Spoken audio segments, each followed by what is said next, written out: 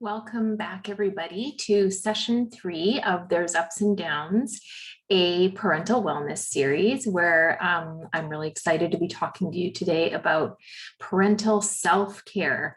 And I'm Susan Fawcett, and I am the Director of Therapy, Behavior, and Family Support at the Down Syndrome Resource Foundation. So let's start with, because last session in session 2, we learned about how beneficial it can be for parents to have a regular mindfulness practice. So that's what we're going to start with today. We're going to start with just going through what is called a loving kindness practice.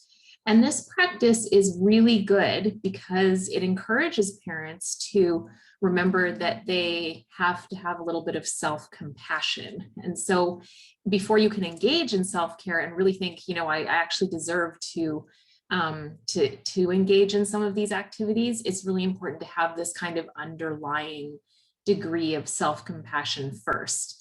And so you need to kind of know how to be gentle and kind with yourself. And that's what this practice teaches us how to do. So we are going to start in the same way we did last time with the sitting mindfulness meditation.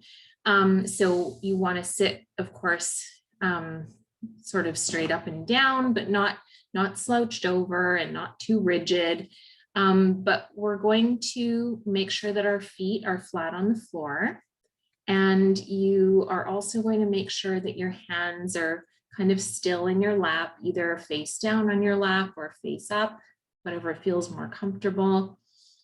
Of course, you can close your eyes now, or you can gaze downwards with a soft focus.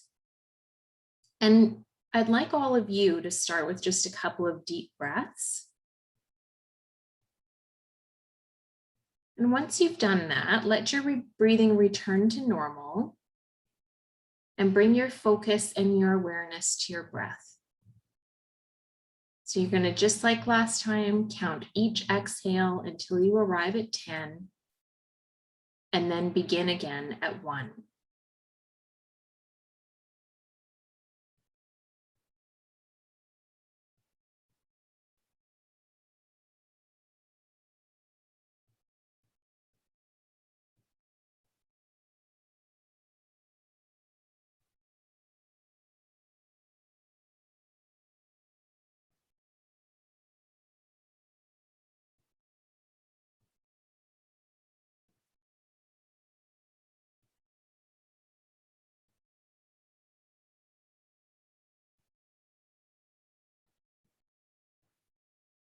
And so staying in this present moment, try now moving your focus from your breath to your heart.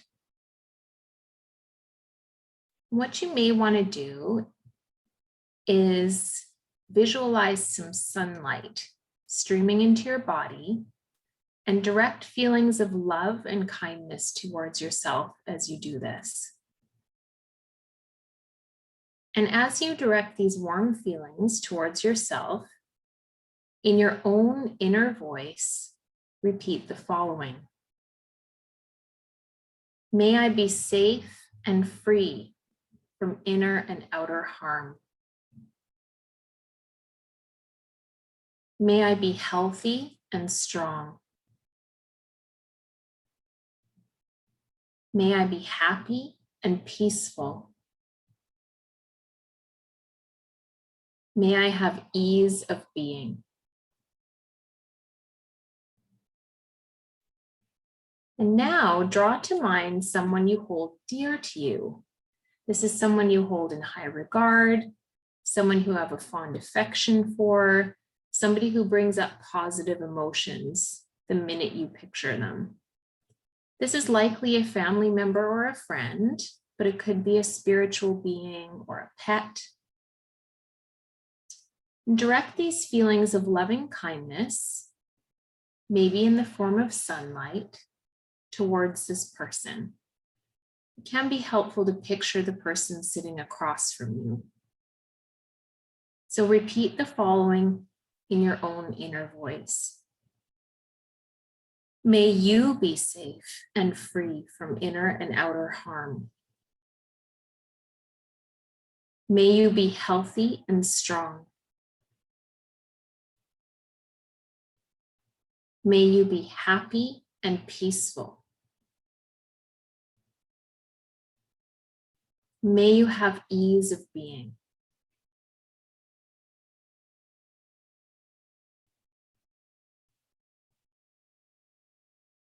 Next, think of someone with whom you do not have an easy relationship.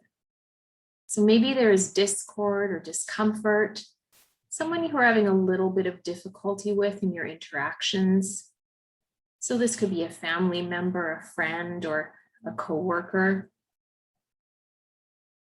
Hold this person in your mind while you repeat the following in your own inner voice. May you be safe and free from inner and outer harm. May you be healthy and strong. May you be happy and peaceful.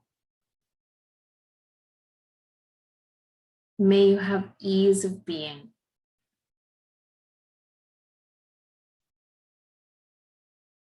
And finally, bring to mind someone for whom you have neutral feelings. So someone you don't know well, likely. This could be a person who works at your favorite coffee shop, or a neighbor, a person you see at your child's school but don't know very well. Direct feelings of loving kindness, again, maybe in this form of sunlight, towards this person while you repeat the following. May you be safe and free from inner and outer harm. May you be healthy and strong.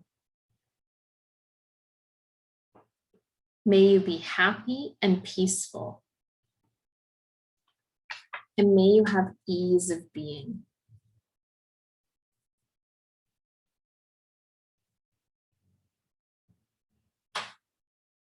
And so as we come to the end of this practice, try to carry these feelings of love and kindness for yourself and for others with you through the rest of your day.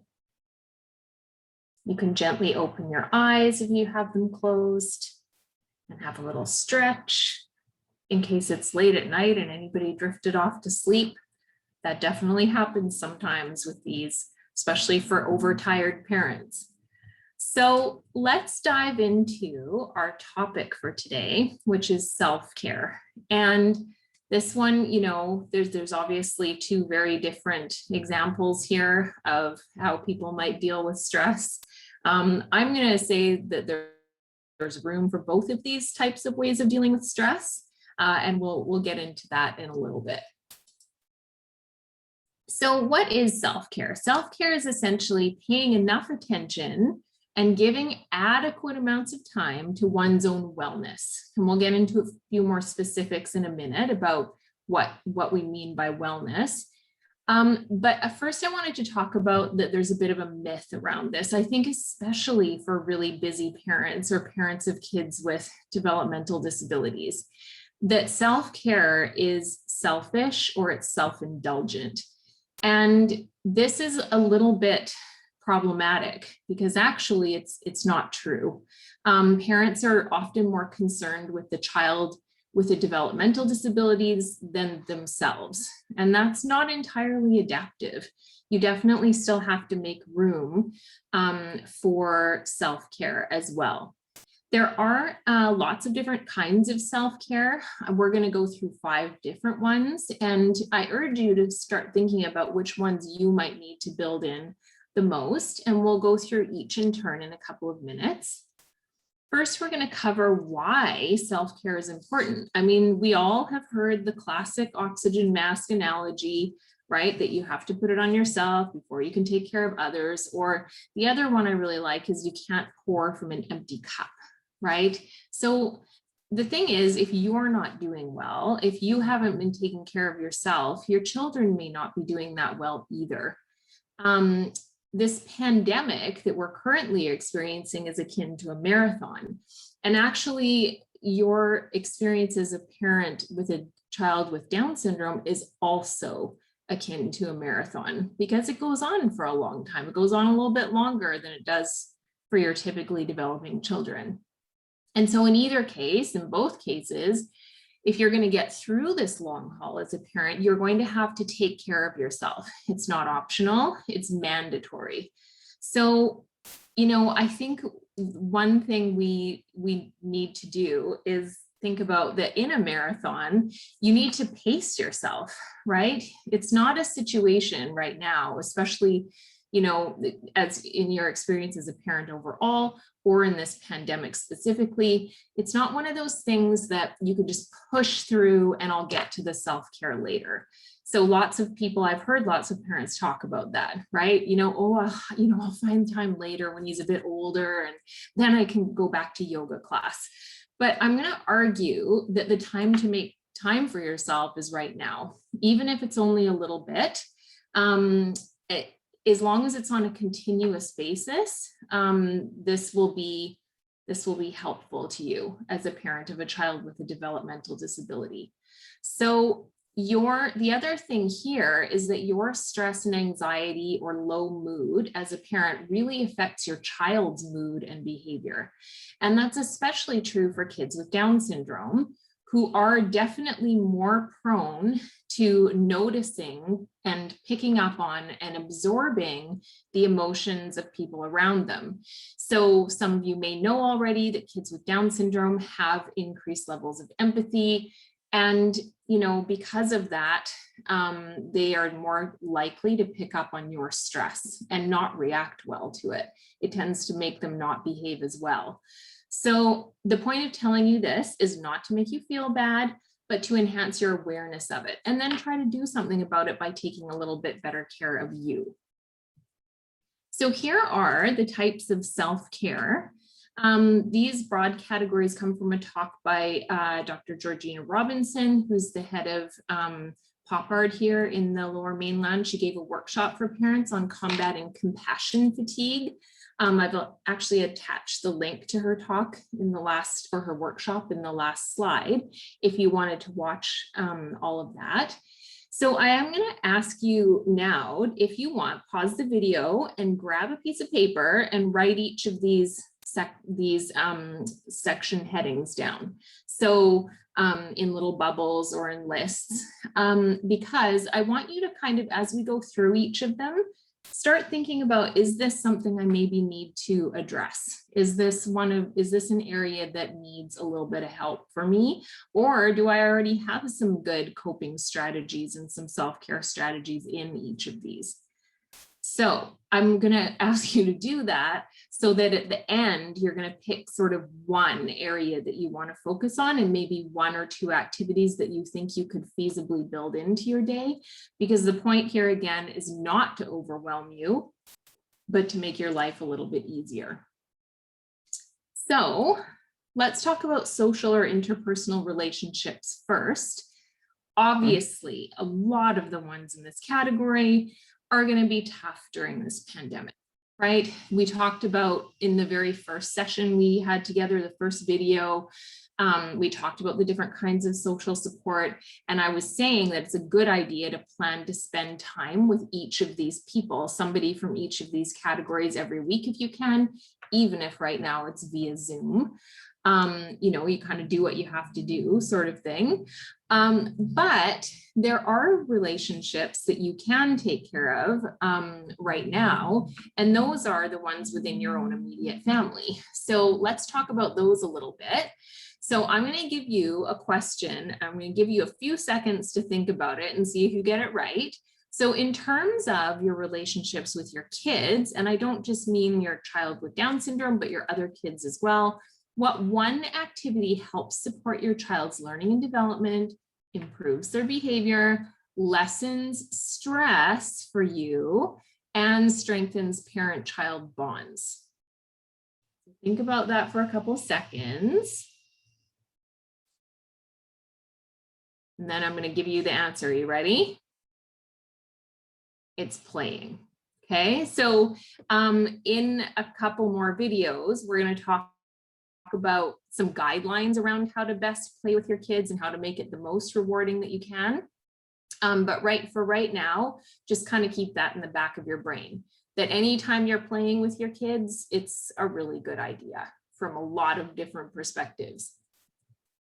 The other kinds of relationships that you can attend to right now, if you happen to be in a two-parent household, is your marriage or your relationship with your partner. So making sure that you have regular date nights, that's definitely key.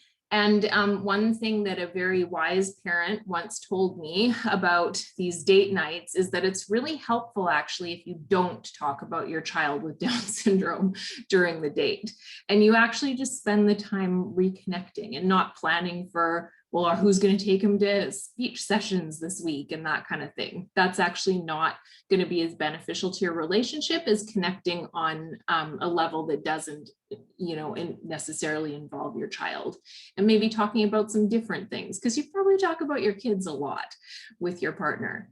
And then ensuring you spend quality time with each of your other children. So we know that it's common, and again, this is not to make you feel guilty, because this happens in every family with a child with families who have kids with developmental disabilities, that the siblings may feel a bit left out. And that may be true even if they don't admit that to you, because lots of siblings will simply say, no, it's fine, mom, or I'm okay, dad, even if they're feeling a little bit left out. So just making sure that you kind of preventatively spend time with those kids as well, one-on-one. And then think about how you can have fun as a whole family.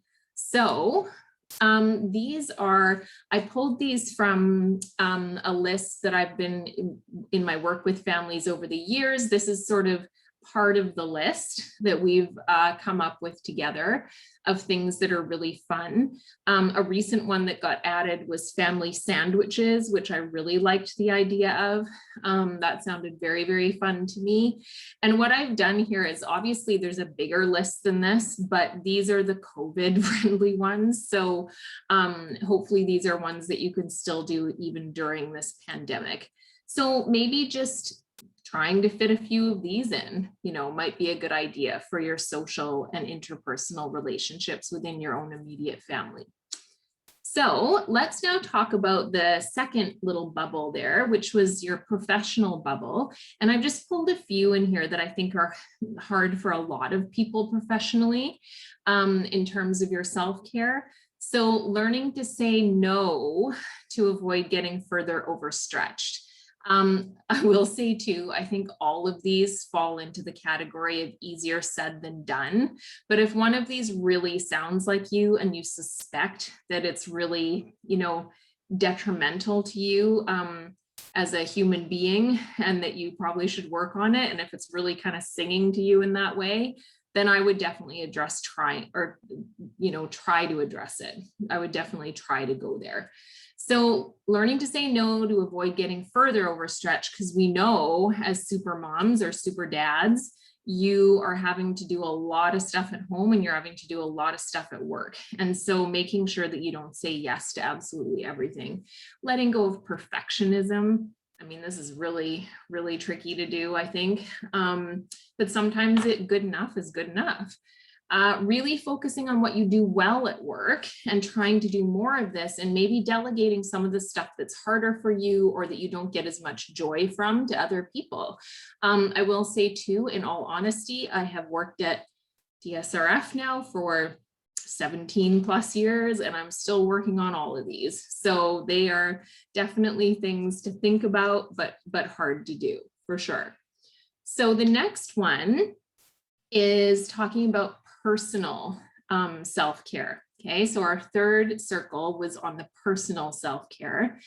And this one is what I want you to think about is remind yourself of what you used to do before you had kids. And for some of you, this might be not very long ago. And for some of you, you might have to really think back because your kids are a bit older now. But try to remind yourself of things that made up your self-identity largely before you became a parent, because oftentimes when you become a parent, that becomes the central aspect of your self-identity, right? For a lot of parents, especially if you're a parent of a child with Down syndrome or another developmental disability. But thinking about what did you used to be really passionate about? What brought you joy? What was your purpose in life before you had kids? And out of those things, which one of these might be feasible now? So are you somebody who, this can be really tough, I think, for a lot of parents to think about this, making time for what's important to you. You might, need to kind of go for a little, tour through your garage or your basement and look for craft supplies sitting up on a shelf, or guitars sitting around somewhere, or maybe there's a stamp collection, who knows, right? So think about which one of these you could feasibly work back into your life, and which one or ones would significantly improve the quality of your life if you could do it again. Kind of visualize, like, if I was doing this again, how would that make me feel? And maybe you'll be like this guy who made this railroad in his backyard. My main question here is, where did he find the time to do that? And also, does he let his kids on this? I'm not so sure. I feel like this is just a dad thing. Anyway, so maybe your thing is model trains and that's what you end up doing.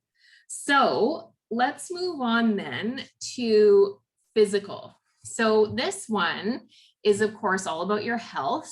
And what we want to think about here is, in all these realms, exercise, nutrition, and sleep, really setting yourself up for success. If some of these things are in place, and they're in place well, and you have them established, you are going to be better set up for parenting your kids effectively, for sure. So here are just some ideas. Obviously, everybody has their own things that they really like to do. But these are ones that have been successful for a lot of people. So doing some yoga. The thing I really like about yoga is that it gets at this area of physical exercise and taking care of your body, but it also takes care of your emotional health as well, which that's going to be our last circle that we talk about. I keep saying circles, but I actually think they were ovals, and the perfectionist in me is wanting to make sure that I tell you that they're ovals. So there you go. See, I told you I was still a work in progress. So the first one there with the yoga, I really like this. Of course, there's lots of yoga studios now, and thankfully there's lots that have classes online due to COVID. And I kind of hope that continues after COVID. But if you're looking for a free one on YouTube, there's a woman named Adrienne who does yoga, and lots of you might be familiar with her already.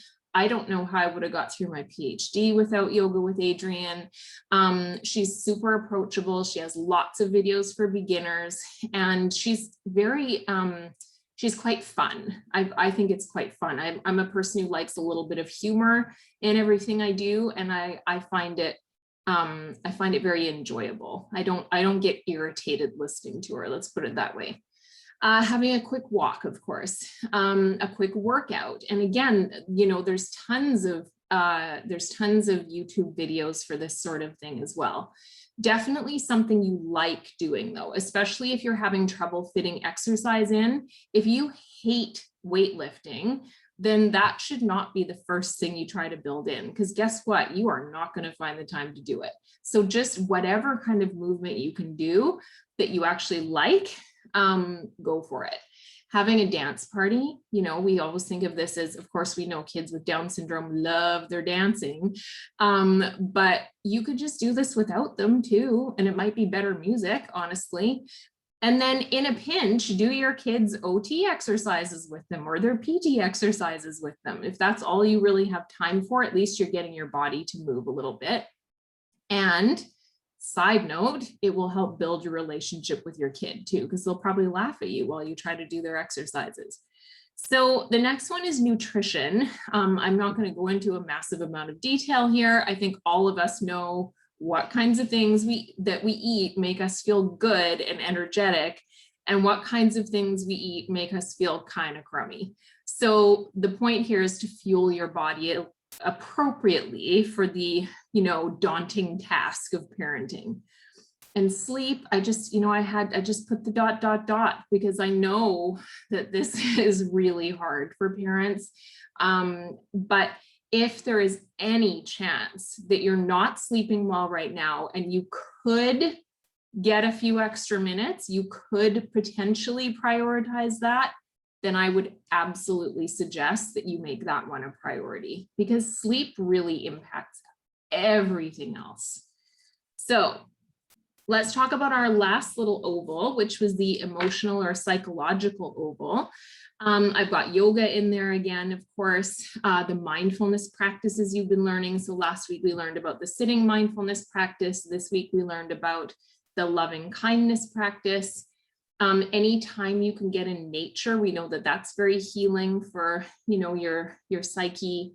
A gratitude practice, and this can be a full-on journaling activity, but it doesn't have to be. It could just be simply like, I'm just going to jot down one thing once in a while, or, maybe just one thing at the beginning of the day or the end of the day. I often will do this at the end of the day because I tend to be one of those people who wakes up in the middle of the night and I worry about things. I'm sure none of you fall into that category. But if you do, one good thing about this is it kind of sets me up for having a positive thought inside my mind before I drift off to sleep. So if you are going to do this, I would definitely suggest that. The other thing I like to say though about talking about gratitude practices with parents is that I know that there will be lots of days or some days where you don't really feel very grateful. And you know what? That's okay. Then in that case, don't do it that day. Do it just on the days when you are feeling grateful. And then when you have, obvious things to be grateful for.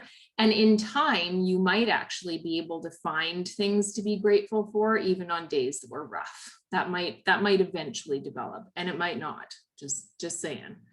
So other relaxation activities, of course, I told you last week about those two apps. So the Headspace app and the Calm app, and both of those have really great relaxation activities. They have sleep aids on there, that kind of thing. But a free resource is from Anxiety Canada, and it actually has what's called, as part of that, it has something called the Chill Zone.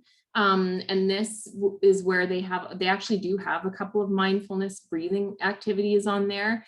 They have other deep breathing techniques. They have progressive muscle relaxation. That's where you sort of tense up. It's a guided practice where you lie down and you tense muscle groups and relax them one by one. And it's supposed to actually prepare you really well for sleep. Another one that I just love is going on a mental vacation. And there's a couple of guided exercises for that on that app. They also, you can find them on YouTube as well, or you can just do it yourself. So I actually do this a lot with my students, my teens and adults who have Down syndrome, and maybe they're feeling a little bit anxious about things. We will go on mental vacations. So I ask them to think about their favorite place. So lots of them go on vacation to Hawaii and that sort of thing. And we talk about, what does it smell like there? And how does the sand feel under your feet? And how does your skin feel with the sun on it? And, what kinds of foods do you eat while you're there? And drinks do you have? And that sort of thing. And if you can get yourself into that space, it really does help you calm down. I think it can actually be especially valuable right now when none of us have gone on a vacation for a really long time. And we may have to wait a little bit longer to go on one. So that's one that I really, really like and would recommend. So, and just by way of, here's an example of a breathing exercise that I do with some of my students. This is from the Zones of Regulation program. And I mean, I'm putting it on here a bit facetiously, but it's actually a really good one. I love that it's this visual cue of taking this nice slow, you trace this with your finger, and taking this nice slow breath in and a nice slow breath out makes you feel a bit lazy and or relaxed, right? So these can be really good self-care activities that are quick. So the last piece of this one is to make sure that you have something that involves fun and laughter. So we know that, that this is going to be really helpful for most people. So, is definitely going to allow you to feel a little bit of release from stress if you can build some of this in. And I think one thing to keep in mind here is that, I think parents kind of assume that because you have little kids, life is going to be fun a lot of the time because little kids are fun. But when there's a lot of problem behavior happening, or you're in the middle of a pandemic, things might not be so fun anymore. And you might have to actually try a bit harder to make sure, by building in some of those fun for the whole family activities I was mentioning earlier, or ones just for you, which are here. And you can see there's lots of different ones you can do. I have this little picture of this little sloth dude in a bucket because I mean, honestly, when you're done this video, just Google it or put it on YouTube, sloths and buckets, and you cannot possibly be stressed while you're watching this. You just can't. It's not possible. So I dare you to try to still be stressed after watching these little guys for a couple of minutes. It's so funny and also relaxing because they're really slow. Yeah, it's just quite fantastic. Whatever, I know everybody has a different sense of humor, so whatever works for you. So the last thing here is to make sure that you find respite. And I have very, in a goofy sort of way, because I'm a goofy sort of person, I've put a couple of pictures here of, a man cave and a she shed. And, if you have one of these, that's awesome. But then you're probably not watching this video because maybe you don't have too much stress, or maybe you just don't get time to go there. But in all seriousness, it is absolutely essential that parents of kids with Down syndrome get respite. And this can be, formal respite, where you've gone through for those of us in BC, it would be through Ministry of Child and Family Development. And you actually have somebody who, will take care of your child for a couple of hours, a couple times a week, while you can go and do some of these self-care things. If that happens, it just occurs to me, try to make sure you don't spend that whole time doing errands or catching up on work. That is a really good time to try and just squeeze in a little bit of self-care. And then informal respite, of course, this is a little harder right now because, informal respite includes extended family and friends and that kind of thing, those kinds of people. And of course, we can't see those people all that much right now because of the pandemic, or you might be limited to, how many of those people you see on a regular basis. But if you can build in both of those types a little bit, it will really help you out and allow you to find time. And that is where we're going to head to next. So, finding the time, because this is what parents always ask. Well, I'd like to engage in self-care, but when? How am I going to do that? So if this is your daily routine, wake up, be awesome, and go back to sleep, where will you find the time to fit in self-care? I do hope this is your routine. I'm quite sure it is for a lot of you. Most of the parents of kids with Down syndrome I've met definitely fall into the awesome category. So I think, this is probably a lot of you. So let's talk about how we're going to find the time. So one thing to be just a little bit, I'm going to be a bit tongue in cheek here, but there is a serious message here. So before we unequivocally say, I do not have time for self-care, we all need to do regular check-ins about how much time we spend on our phones, right? For example, or other technology. So monitor it, right? There's definitely on iPhone, and I think on the Android phones as well, there are functions that tell you how much screen time you're actually using. And I think, it will surprise you how much you're probably on there. Doing things that aren't super productive or helpful to your well-being, and just challenge yourself to reduce it a little bit, right? So be honest with yourself about this, because these things, so things like Twitter and Facebook and Pinterest and Instagram, the use of social media is actually a non-example of self-care. Besides taking away from good self-care, the overuse of this is actually detrimental. So I'm going to suggest that you try to limit it, the social media and the news. If you do too much scrolling through social media sites, even in non-COVID times, pre-pandemic, this has been shown to suppress mood and or elevate anxiety in people.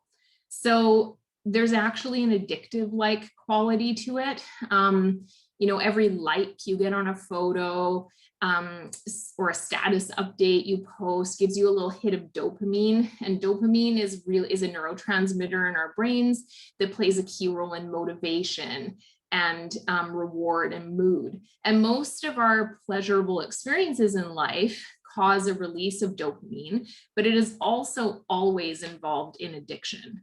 So in addition to that, behavioral science tells us that the most powerful type of reinforcement, so in other words, something that makes you come back again and again and again and do the same behavior again and again and again, is an uncertain one.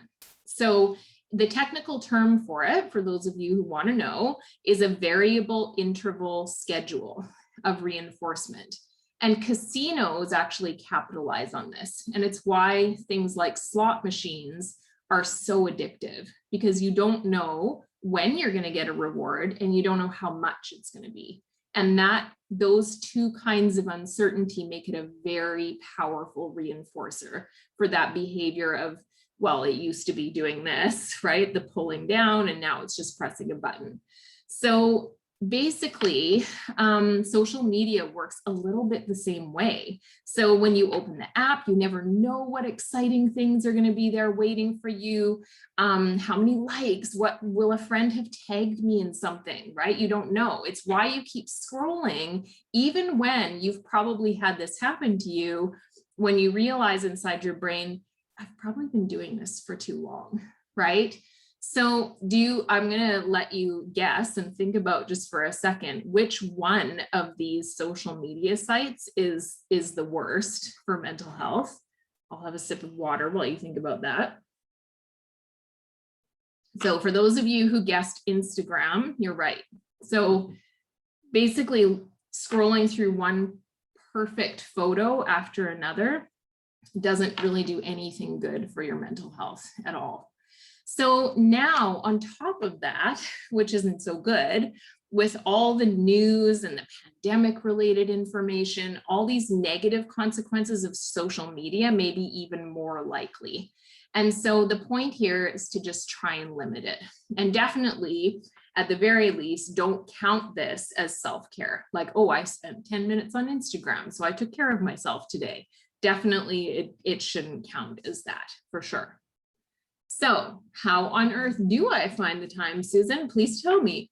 If you happen to live in a two-parent household, you can engage in some creative co-parenting. So agree to spell each other off a little bit so that you can actually buy yourself a little bit of time.